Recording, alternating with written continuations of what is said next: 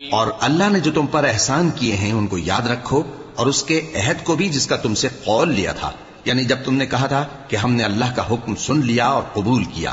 اور اللہ سے ڈرو، کچھ شک نہیں کہ اللہ دلوں کی باتوں تک سے واقف ہے۔ اے ایمان والو، اللہ کے لیے انصاف کی گواہی دینے کے لیے کھڑے ہو جایا کرو، اور کچھ لوگوں کی دشمنی تم کو اس بات پر آمادہ نہ کر دے کہ انصاف ہی نہ کرو۔ انصاف کیا کرو کہ یہی پرہیزگاری کی بات ہے،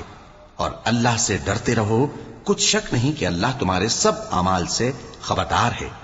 جو لوگ ایمان لائے اور نیک کام کرتے رہے، ان سے اللہ نے وعدہ فرمایا ہے کہ ان کے لیے بخشش اور اجر عظیم ہے، اور جنہوں نے کفر کیا اور ہماری آیتوں کو جھٹلایا وہ جہنمی ہیں۔ اے ایمان والو، اللہ نے جو تم پر احسان کیا ہے اس کو یاد کرو۔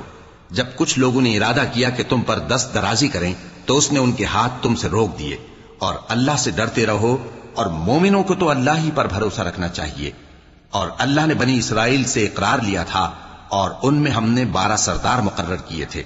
اور اللہ نے فرمایا کہ میں تمہارے ساتھ ہوں، اگر تم نماز پڑھتے اور زکات دیتے رہو گے اور میرے پیغمبروں پر ایمان رکھو گے اور ان کی مدد کرتے رہو گے اور اللہ کو قرض حسن دو گے، تو میں تم سے تمہارے گناہ دور کر دوں گا اور تم کو بہشتوں میں داخل کروں گا جن کے نیچے نہریں بہ رہی ہیں۔ پھر جس نے اس کے بعد تم میں سے کفر کیا تو وہ سیدھے رستے سے بھٹک گیا۔